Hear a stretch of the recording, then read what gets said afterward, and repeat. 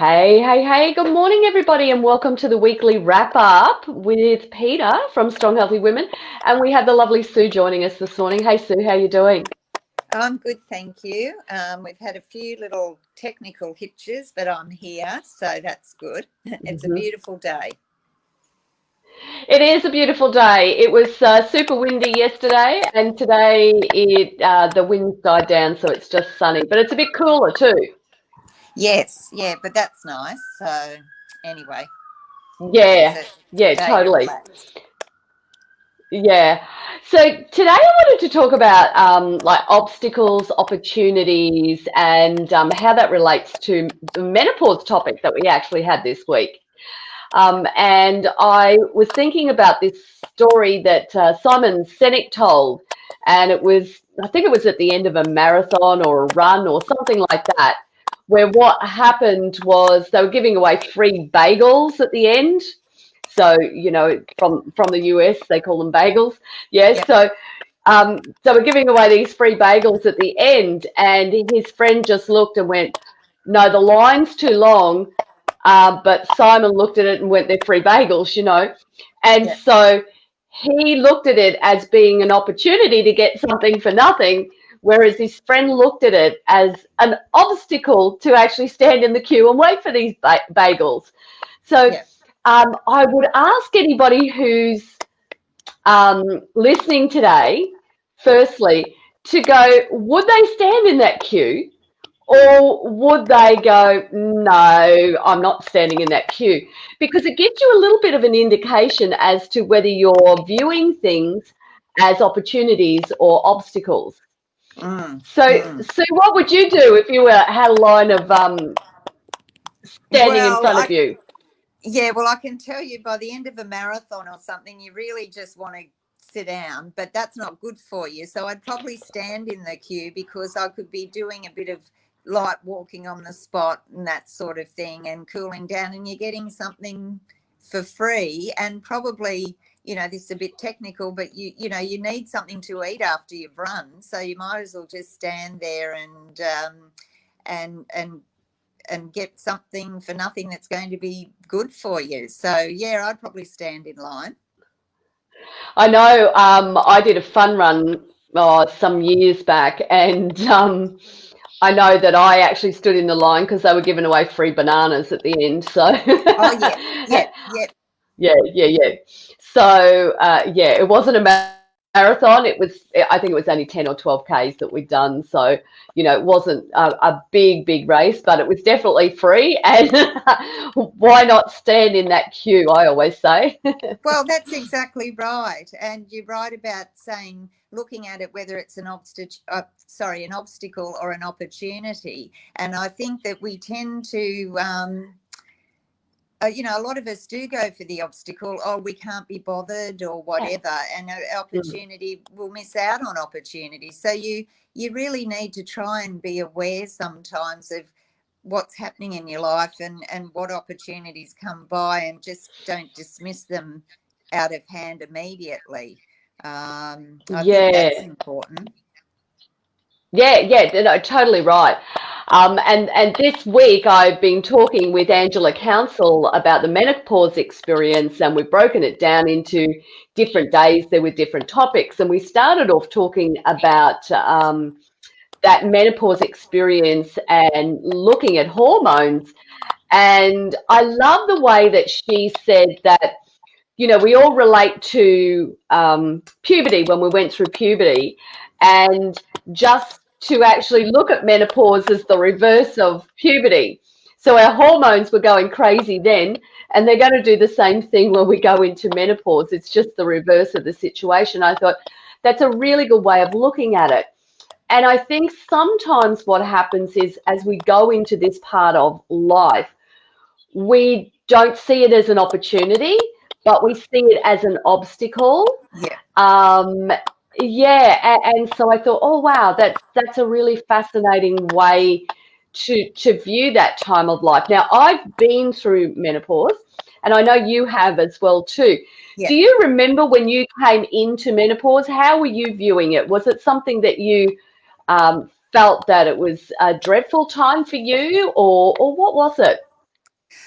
Well, to be honest, I came into menopause, and I just want to say that it's so good that you had that the interviews this week, because when I went into menopause, which was probably when I hit 50, Yeah, there really wasn't much around about it. You know, you had to go and try no, and find information, and it was all a bit clinical and a bit scientific, and you know, too many big words to try and understand. And I think yeah, that for me, I probably went through not being as well informed as what I should have been. But by the same token, I was fortunate in that my symptoms weren't that bad. And I put that down to exercising and yeah, eating well. And I'm not saying that that's the cure. That, you know, you've got to go through it. But I understand that some women go through it with symptoms that are just really debilitating. But for me, I was quite fortunate. Yes, I had the hot flashes, and I still get some even now during the yeah. night, you know, not as Mm-hmm. bad, obviously. But, and I remember my husband saying, "Oh God, I can't even come near you. You know, you're just emitting so much heat." And Yes, yeah, yeah, so I went through those uncomfortable things, but I was very lucky that they were just uncomfortable. They weren't hard to deal with. I do think, yeah. though, that mentally, if I hadn't had my exercising, I wouldn't have coped as well, because I did feel that even though I am sort of an emotional person, I think my emotions did run a lot higher. You know, you'd either be in tears or you'd be Mm. really happy or whatever. So, you know, I did experience that, and I'm sure my husband would attest to that. That, you know, I'd probably, but you know, I was going through a period at work where I was working where this particular person I was working with was actually Yeah, a bully, and I couldn't cope with it as well. And I think it was because of the hormones being all out of shot, and right. I ended up having to leave the job because he just got too much. But I think the mental Mm. side of things, you know, is where it gets you as well. You know, your emotions. So Mm. Mm. Mm. that's probably the biggest thing I had to face. But exercising helped that. Yeah, I mean, Angela was talking about how she's on a mission to have everybody change their, women in particular, to change their mindset around how they're approaching menopause, that it doesn't have to be, a terrible time that they're going into. It is a stage of life that we're going to go through that we can all embrace. And um, if we change some aspects of our life and our lifestyle, then we can truly influence how we actually go through that menopausal stage. And it's really interesting that you said that you still sometimes have some hot flashes. I'm wondering if you've ever um, sat down and thought about it or analysed it. Is it a time when you've had maybe a glass of wine, or you've had some, sweet or salty foods or something like that? Have you ever, I know I haven't yeah, taken analysed that that, option? but that's a good point. Mm, You know, I suppose those sort of foods and alcohol can have that effect mm, on you. And but yeah, I also wanted to say that, you know, like when my mum, well, she died early, but she had gone through menopause, but they didn't seem to speak about it a lot back in those days. They just got no, on with the job. You wouldn't have even known that they were going through it. no, Whereas these days, I suppose we're encouraged to talk about it a bit more. So you hear people not mm, moaning, but, you know, sort of being distressed. And I think you're right about the way we look at it. I mean, it's a natural yeah, part of life. And it's probably an opportunity for us to look at how we're living our life and what we can do to improve um, our lifestyle. As you said, the food, the wine. And for me, I still mm. think exercising is important. And Oh, totally. yeah.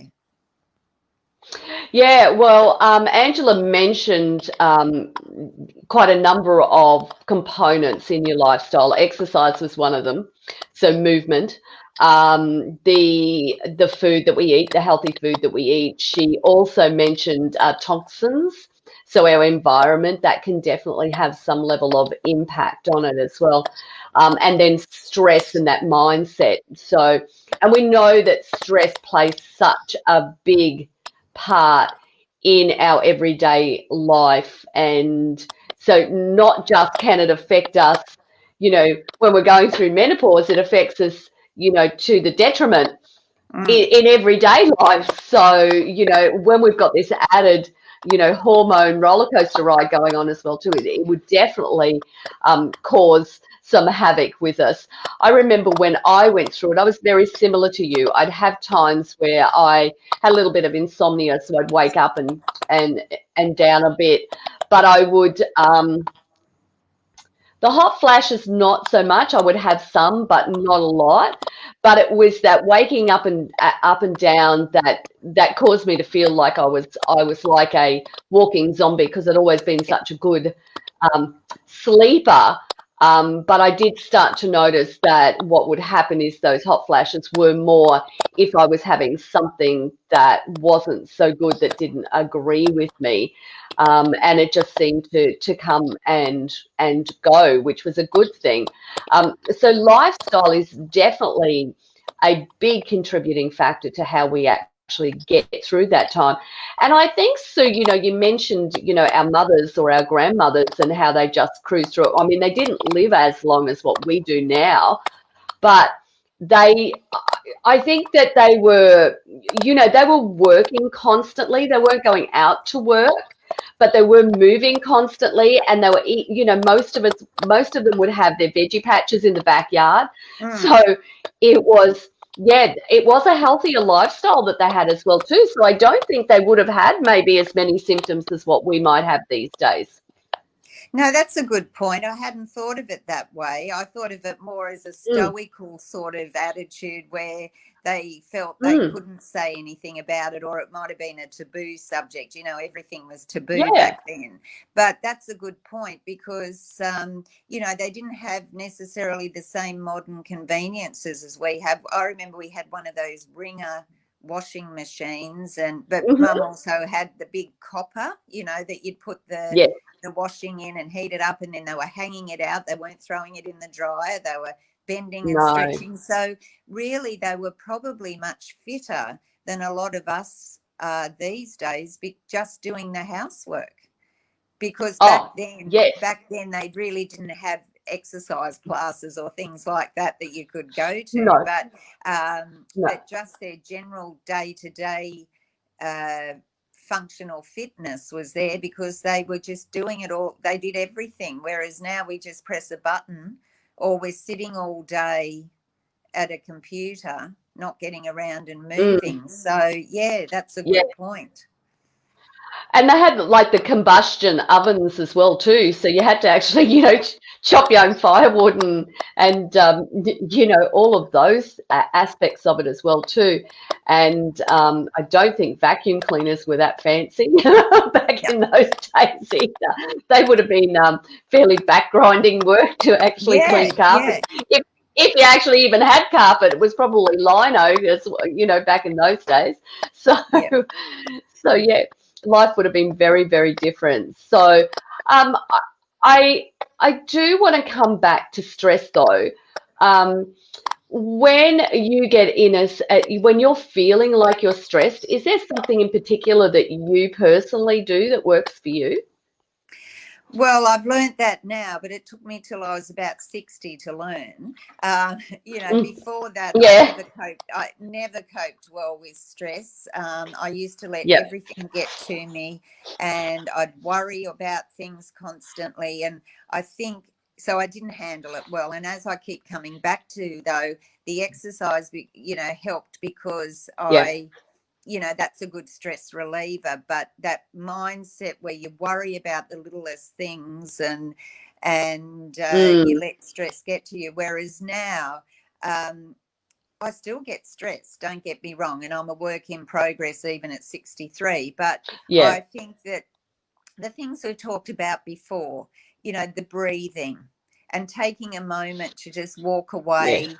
And like when yeah, I was going through that time with the woman at work who was just dreadful, really, I would go for a walk at lunchtime just to get out of the place, yeah. and that would help me. Hmm. So I do that. And I think, yeah, I do think that few moments, even just to take that deep breath, helps me, and to just walk away from it for a moment and try and not think about the issue that I might be worrying about. And then I Yeah, can come back to it later with a clearer head.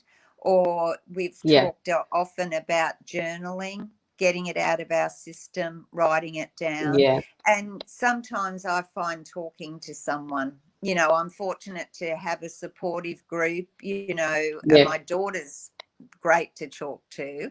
And I've got a couple of other close friends that I can confide in. And I think that helps yeah. because they put things into perspective for you. Um, but it's not easy to say, I'm feeling this way. Sometimes showing that you're vulnerable doesn't make you feel good, but you have to. You've just got to share that. And I Mm, think that's what helps me with my stress. So, mm. Yeah, I had two of my grandkids staying with me the last couple of days, and a funny situation occurred where LD, I've been after an egg chair, the swinging chairs. oh, I've yeah, been after one yes, of yeah, those. Yeah, yeah. So they've got them on special, and so I knew that I needed to be there super early. So we'd exercised in the morning, and so then the kids came with me, and we stood in the queue, and we were fairly close up in the queue, so we'd got there about 45 minutes before opening time. Um, and I knew a few people, so we were just chatting and passing in the time. Um, and the queue, when I turned around and looked, by the time they were about to open, it was like out the car park. It was massive. So it was a big day because they had outdoor furniture and all yep, sorts of things. And what they do, if you've never been to one of these LD sales, is they actually come out and they have tickets. So they know how many they've got and they will hand you the tickets. So yep, based on in the line, and what actually happened was we all started moving forward. And next thing I noticed, somebody coming up from behind, this couple coming up who were down at the bottom of the queue, and they just going past everybody. And so, me being me, I couldn't help myself. I said, we've all been standing here a long time. And the guy heard me at the top and he said, "Where have you guys come from?"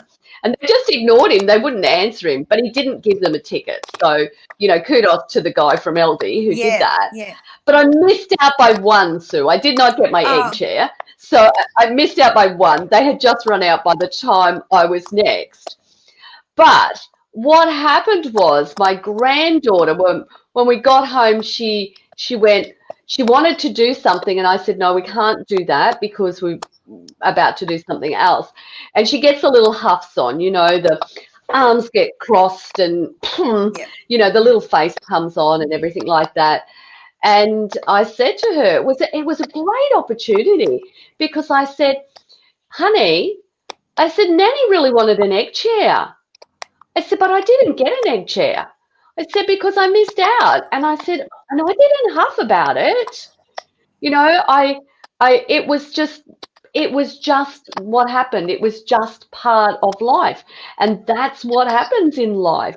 mm, Um, and when we look at situations like that in, our little people coming through, all of those types of things create that level of stress for them as well, too, when they go into that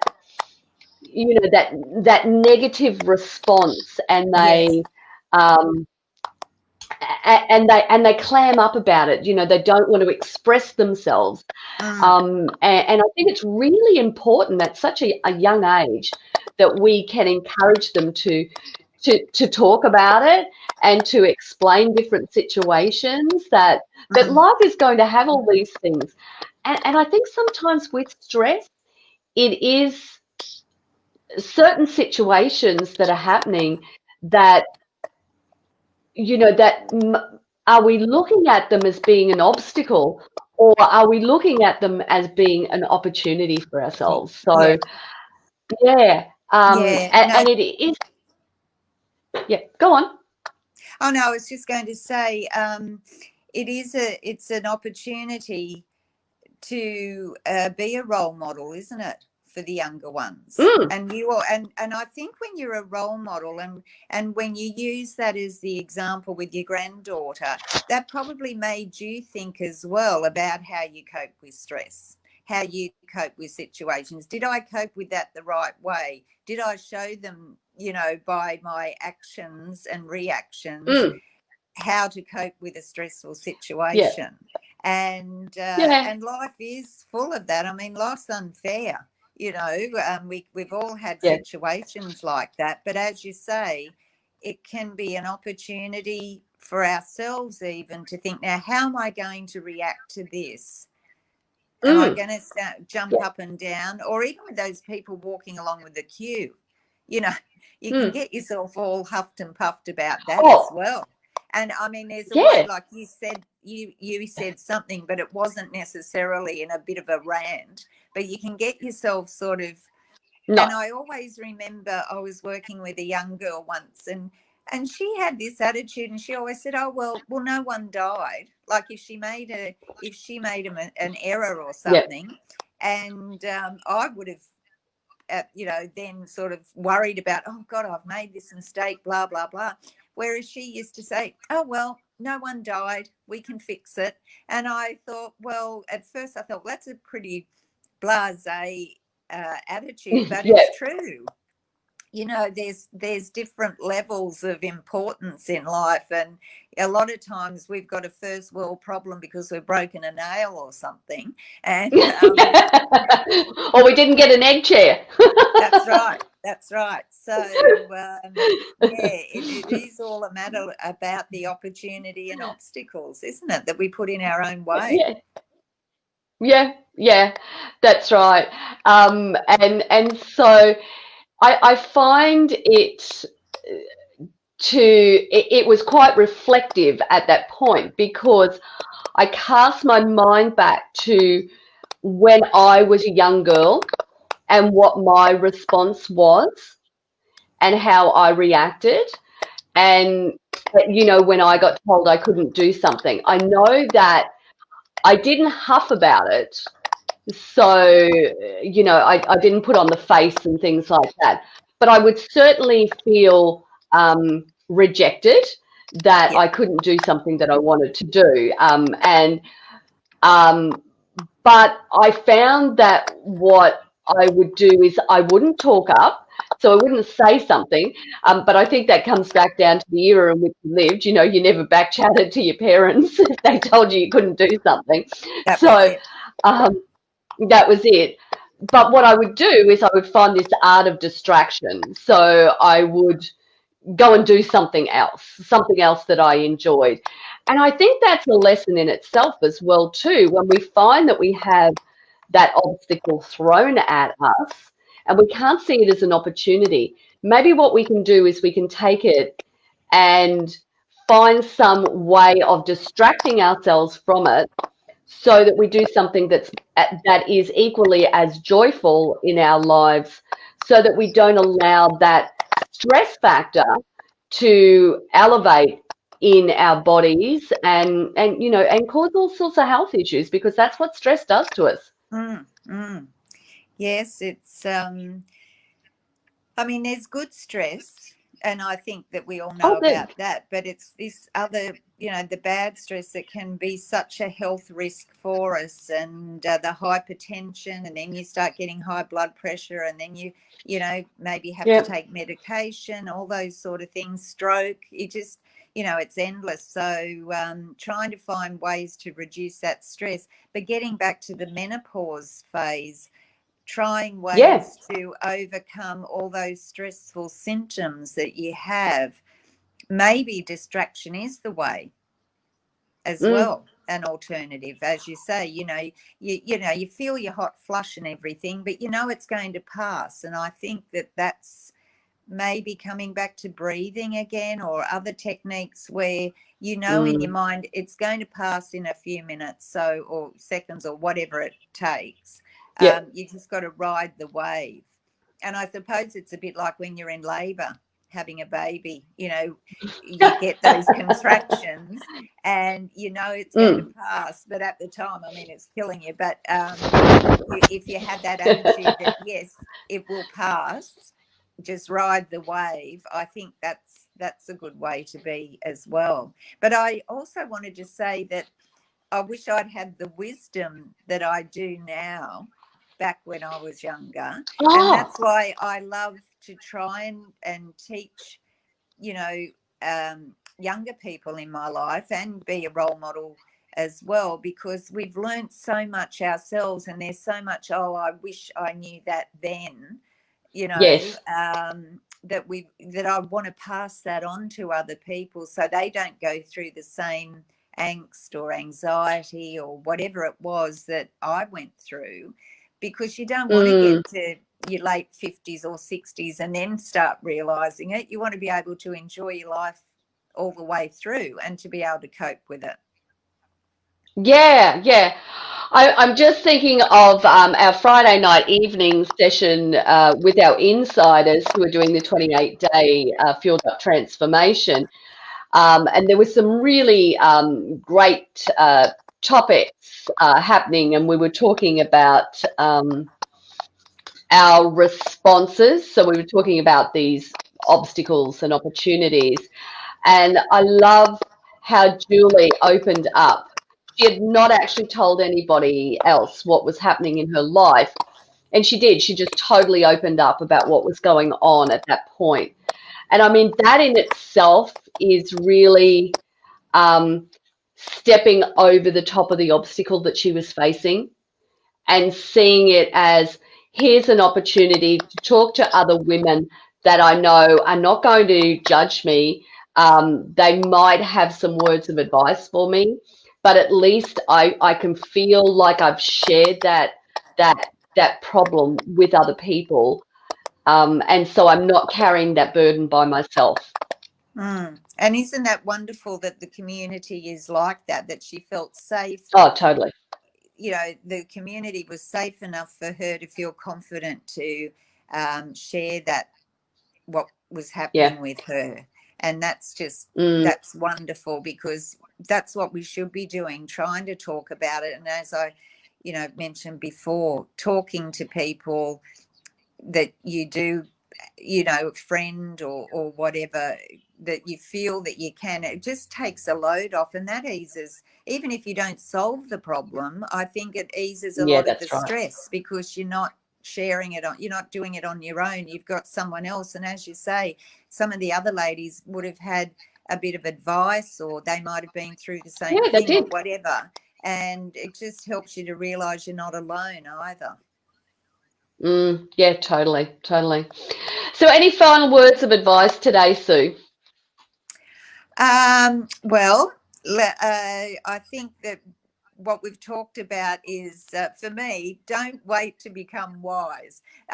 Take on board everything. Take on board everything that you learn. Be open. I think that's the thing too. Be open minded, Mm, because if you're mm-hmm, open minded, you will see the opportunity. You won't see the obstacle mm, quite as much. You'll see mm. ways to get around the obstacle, rather than shutting your Yep, mind off immediately and saying, I can't do that, or you yeah, know, it's all too hard. I think having an open mind and learning that life isn't black and white, and there's ways yeah, around things. And I think that's an important lesson I've learned over the last 10 years, really, that you need to have an open yeah. mind. They call that the growth mindset as opposed to the closed mindset. So, Yeah, yeah, definitely the growth. And you can actually learn to have a growth mindset. you So, can. which is You so can, very because true. Yeah. yeah, because I've proven that to myself. I've got that now. Whereas in the past, I look back and I think, oh my God, you had such a closed mindset back there. And I've got a friend. Mm-hmm. I run with.